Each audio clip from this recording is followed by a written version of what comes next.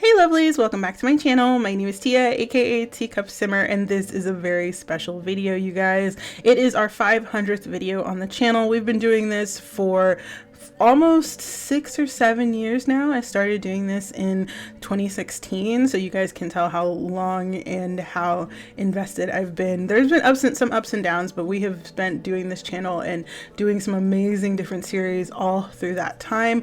And all through that time, we've also worked on some Cattails content, which we absolutely loved. I love a lot of the really cute and almost Harvest Moon-esque cat content that we were able to play with that series. And now, since Cattails Wildwood Story Kickstarter is coming out and the new game should be coming out sometime in late 2023, I thought in honor of that and in honor of our 500th video, it would be great to get Tyler on the channel, Tyler of Falcon Development, and have them come and talk to us about the basics of kind of creating a new game, what some of the pitfalls are, some of the triumphs, some of the things that they have a hard time doing, anything the community would be really interested in hearing about. I think it would be a really great idea, and so Tyler agreed, and so we have him on the channel today. We're going to be asking him a few different questions. It's probably going to go for a good 25 minutes, so you guys sit back, get a cup of tea, hang out, listen to us talk a little bit about Cattails Wildwood Story and the development of that new game. Like I said, if you guys have any interest in Cattails Wildwood Story, all of the information is going to be in the description box below. Kickstarter starts on May 10th, which is of course the day after my birthday. So if you guys really want to get me a birthday present, definitely back the Kickstarter. And if you guys are interested in when the game's going to come out, it's coming out, or at least they're looking for it to come out late 2023 on PC and late 2024 on Switch. So we're going to get into this interview. It's just going to be me and Tyler kind of chatting, doing a kind of almost podcast-esque thing. Let me know if you guys are interested in this kind of content. Get excited. We are ready for this interview. Hello. Hi. Hey Tia, how are you? Good. How are you? Good, good. It's nice to meet you via voice. Yeah, I've been following your Twitter and all of your content for a while now, actually. So I was kind of excited that you agreed to do the interview. Yeah, no, absolutely. I remember seeing some of the videos that you had made about the first Cattails, so it's my pleasure. Okay, so I just wanted to go through. I got a few different questions, mostly from a lot of the YouTubers that I know, because I kind of sourced a lot of these. Everybody was really excited about the new game, but I just wanted to start off with just some basic stuff. So I know you guys talked about this, especially in a lot of the live streams initially when you guys launched Cattails, but what gave you the idea or made you want to get started with the series initially? Yeah, that's a really, really good question. I think there was a variety of influences that kind of led to the creation of Cattails and to the sort of unique world that plays out through the games. And several of those were from my childhood. So I grew up playing a lot of video games. I was really into Harvest Moon at the time, Animal Crossing, those sort of life sim games. And I knew that was really, really cool, but I also knew that like individuals back then weren't really making those sort of games. They're very complex beasts. There's so many components that go into a game like that. And so I just kind of let that, sit on the back burner for a little while until around when would it have been? Sometime in the mid 2010s probably. Indie game developers really started to have some breakout successes, even people who were using the same tools that I was using. And at the time, the tool that I used, which is called Game Maker, they were really positioning themselves to modernize the tool, to make it more professional, to bring additional libraries to it that would allow you to port to consoles and those sort of things, which was a very exciting time to be a Game Maker developer. And I remember sitting there one day, and I had just watched my wife play through that whole game, which is a really interesting game. It's sort of a spiritual successor to the old goofy RPGs of like Mario RPG and those sort of games that I also grew up with. And I had also recently played Stardew Valley, which, launched to critical acclaim. And I was thinking, well, gosh, if these guys could do it, then I guess that means that somebody who doesn't have, an entire team of salaried developers can do it. And so I was like, well, I might as well try. I've been making these sort of hobby games for a long time. I think I started around when I was 10. I started making like fan games, just little tiny projects.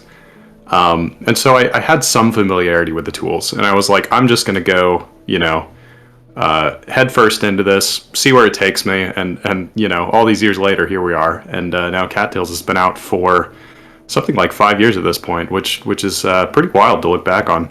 I mean, it's actually incredibly surprising that it's been 5 years. It doesn't feel like that long. Oh wow! I know.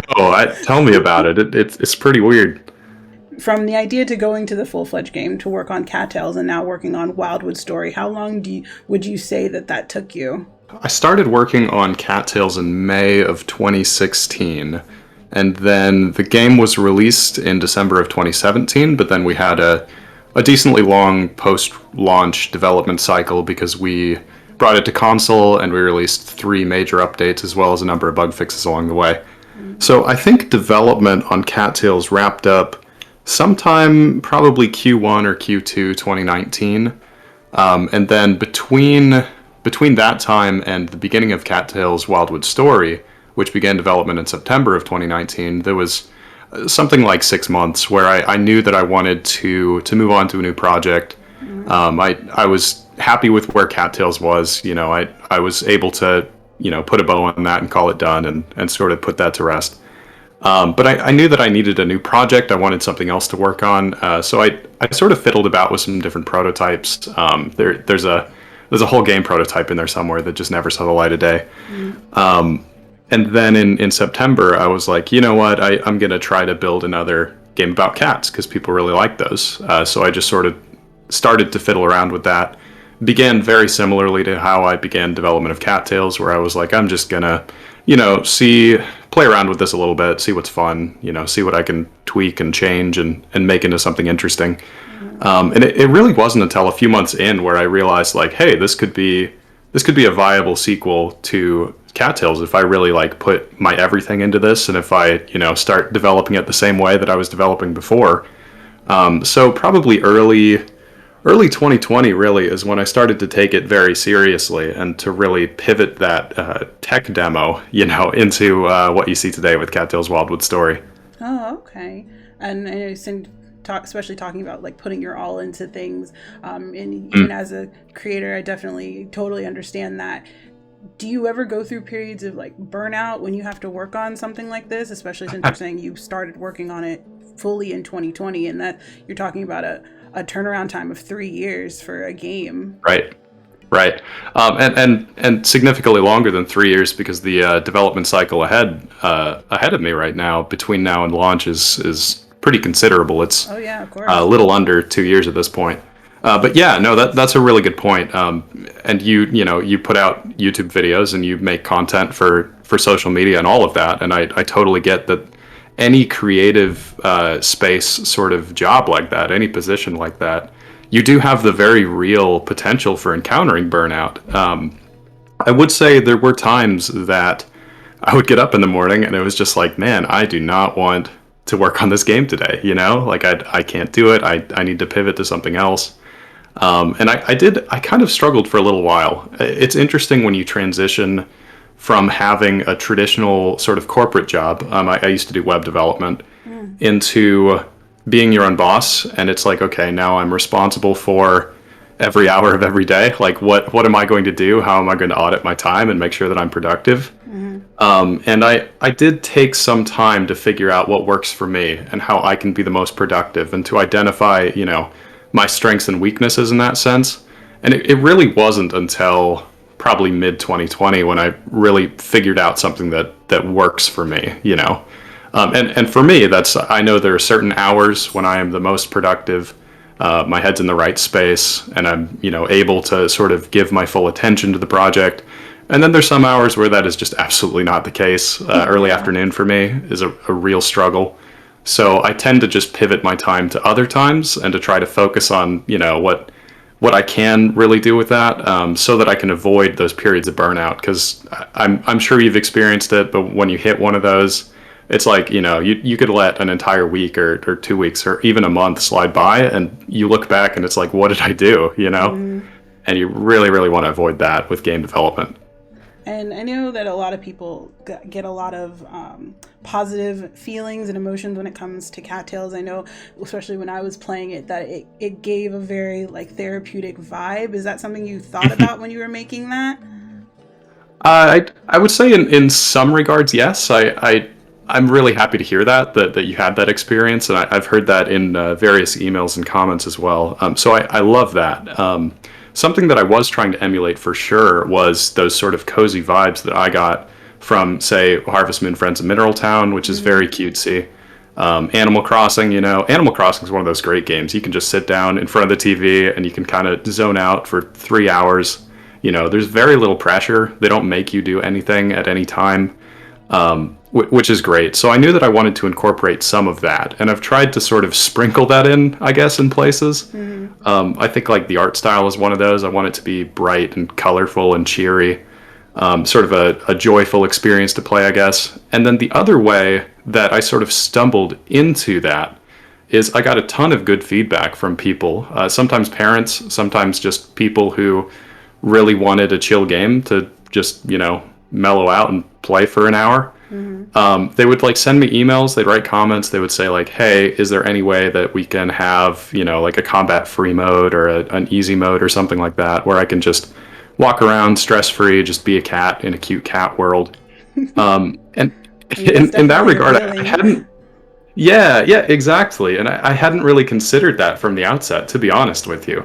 I had a very narrow vision of what I wanted it to be, and then I sort of realized that it could be expanded into being something that would appeal to a broader audience of people, because I could offer, like options for like how difficult do you want it to be, and how, stressful and experienced do you want it to be, I guess, which is another way of saying, different players are going to be drawn to different things and they're going to have fun with different elements of the game. So it's sort of a tricky balance, right? But I don't know. I'm trying to figure it out as I go. Is that something that you guys came up with or like came up against when trying to like market the game or trying to get people interested in it, that because it wasn't a big like competitive, or I guess you'd say like super flashy type of game, that you might see more in indie games? Is that something that you had issues with or you got a lot of feedback on? Yeah, no, for sure. That absolutely was a big struggle for us. We spent a lot of time thinking through like what's the elevator pitch of the game, right? Like how do we distill this big complex game that you could spend, 10 or 50 or 100 hours on? How do we take that and tell somebody what it is in like 2 sentences? And it's a complicated thing, right? You're looking at it and you're thinking, well, you can do this and you can do this and you can do this. And so you write out a big bullet list of features, but nobody resonates with a bullet list of features, So you're trying to pull out what are the emotions, what emotions is this evoking, and how can I get someone excited about it and really understand what this game is about if they've never seen it, never played it before. So how do especially because it's. Oh yeah, go ahead. So how do you think the elevator pitch for Wildwood Stories is different from the elevator pitch for Cattails? Yeah, that's a great question. So basically our elevator pitch ended up being what is in like the Steam description, If you go to the Steam store page and you just like click through to those games, you'll see there's like a tiny blurb of text in the upper right. It's like right of the video at the top of the page. That is essentially the elevator pitch, and it went through so many different iterations to get to where it is today, because it's like you're limited to a certain character count. And you're limited in what attention span, the person who's looking at your game is willing to give you. So I think what sort of pivoted for us is we realized there's some things that are absolutely common, so we kept those in there. So for example, hunting is mentioned in both the elevator pitches, because that's obviously big. Marriage is mentioned, and having a litter of kittens, those are all mentioned in there. What actually pivoted is what we're leading with. So for Wildwood Story, we're leading with this concept that you are the leader of a colony, and you're going to build and grow your colony of cats, which is not at all how we described the first game. Yeah, the first game was very like, and I definitely get those Friends of Mineral Town vibes where you're just kind of growing your network of friends, learning about the world that you exist in while getting to know all of the other characters. Mm. Leading the colony that you're part of is a little bit different. I mean, do you feel like it's going to be similar to where people were able to create their custom colony? Right. So the idea that we're going with is we want to take that mechanic, which I think was a fun part of the game, right? You get to Mm-hmm. customize and put buildings wherever you want, all that stuff. Great idea in the kernel of it, but it could be expanded in so many different interesting ways. And so we want to just start the player with that ability and the ability to sort of jump in head first with all those tools and see what they want.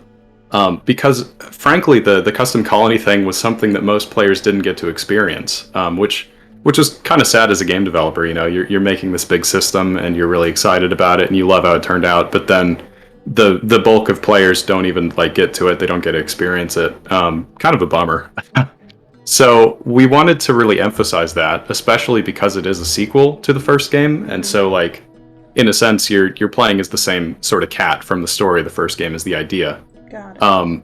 So we're thinking, okay, well, this cat is already very well established. They've already done some pretty remarkable things in their time. And so we want to start you out with the tool set to be able to enact more change in the world. In the first game, it is like you stumble into this existing village and you're sort of trying to find your way to like become a part of it and, you know, make your alliance how you see fit. In the new game, you are very much so at the head of things, and you're going to be making decisions for that group. You know, where are you going to be settling down? How are you going to lay out your town? What cats are you going to be attracting to your village? Because we want to give that sense of agency back to the player. So are a lot of the things like taking over certain areas of territory and like adding different buildings and like bringing it in, cats kind of just showing up, is that stuff that's going to still exist in this version, or are you guys going to like tweak it a little bit? Yeah, I would say at a very high level, a lot of that stuff is stuff that I can't talk about too in depth. No, that's And fine. there's sort of two reasons for that. The first reason for that is some of that, the game's in active development. So some of that we haven't finished our implementation for yet. And so I would hate to sit here and say something about the game and then have that not be delivered in the final build. I just, you know, want to avoid that as much as possible. But the second reason is some of that stuff we have at least begun on, and there are exciting aspects of it that we're planning to reveal down the road. So I would say at a very high level, yes, we're still planning to have mechanics around taking territory. We're still planning to have basically, if you could do it in the first game, there's probably going to be some version of that in the second game, which will hopefully be both expanded and improved upon. That's, you know, fingers crossed. Okay, so I think everybody's definitely going to be excited about that. And I did have some more minutia questions. This is also something I was mostly curious about. For like, I know you talked about the aesthetic of the game being very like bright and airy, and I know you, especially in one of the launch videos, you're showing that you're basically drawing a lot of the stuff. Was that something that you had to like learn how to do, or was there something that where you had to decide to draw a lot of it rather than like outsourcing it to someone else? Right. Yeah, that's a really good question, and it's something that I wrestled with a lot. When I went into building Cattails, the very first game, I was really worried about doing the pixel art for it. I sort of viewed myself as the time as like I'm a developer, but I can't do art, you know, and that's what I would tell people. If they came up at a convention and they asked me about it and they said, who did the art? I would say, oh, well, I did, but I'm not really an artist. I'm the developer, you know. But I think that forcing myself to do all of the pixel art for an entire, you know, production like that was really good hands-on experience, because it taught me a lot of the ins and outs of how to use the tools I'm working with, and frankly, how to just be a slightly better artist. You know, I'd always had a passing interest in art. I took a few classes, but nothing serious, and I'd certainly never done anything commercially art-related prior to that. But when it came to building out the second game, there were two things that I knew, and one of those was that there's a lot of art that needs to be done. I mean, in terms of in-game assets, for a game like this where there's different environments and there's different buildings and there's all these different cats, there's just a ton of art that needs to be done. And if I sat and made a list of all of it, it would be probably hundreds of pages long, right? For all the individual assets. And the second thing that I knew is that making all of that art and outsourcing all of that art would be extremely expensive. And we're a small shop. We're an indie studio. There's just two of us here. So I didn't really want to go that route. So I thought, well, I have a drawing tablet. I've done this before. I might as well try it again. We can pivot to a slightly different art style, which we did. As we're going here, art is kind of an iterative process in the indie game world. You start with, programmer art, quote unquote, which is usually like really ugly. And then later you reskin it. And then probably a year down the road, you realize you're not happy with it and you reskin it again. And, it just goes on and on like that. But if you do that enough times, then eventually you can probably arrive at something that you're happy with, which is about where we're at now. Well, I'm glad. It definitely looks great. I was very impressed, Thanks. Especially with the stuff that came out in the first Cattails and then the Wildwood Story. Like, the aesthetic is something that's just adorable. Thank you. I really appreciate that. But I do appreciate you coming on, but I did want to have one last question. When it comes to your experience dealing with people online and dealing with content creators like me and other individuals that you have to speak with on Twitter or through Steam, how has that experience impacted you as like a developer and as someone who even just interacts online generally? Yeah, I think it's just been a completely positive experience, to be honest. I've met so many amazing people who have made, some truly inspiring type work. Like what you guys do, what YouTubers do is wild to me. The idea of like pumping out that much content so consistently. I think that's neat because I've tried my hand at like doing videos on the side and that kind of stuff. And like, I can do it, but I just can't do it, consistently. So I think that's amazing. I think that's an incredible skill. But I've been interviewed by a lot of different, YouTubers and creators of various sorts, and I've been able to work pretty closely with some people on some different projects like that. And honestly, it's just been really, really wholesome. Honestly, there's been so many friendly people, and the symbiotic relationship between like a game developer and influencers with YouTube channels or Twitter followings or whatever that might be is really cool, because it's one of those things where like we're not in any way competitors. We are actually just we can be friendly, and like I can share my game with you and then you can use that for content, and then that has a positive feedback loop to me where now more people know about my game. So it's like this really, really cool cycle. So I've loved the experience, honestly. Yeah, and I definitely would have to agree with you. One of my favorite things about doing this channel and spending time like with games and meeting other individuals who are in the creator space is being able to interact so directly with people who create a lot of the content that I enjoy so much. Like, I love Cattails.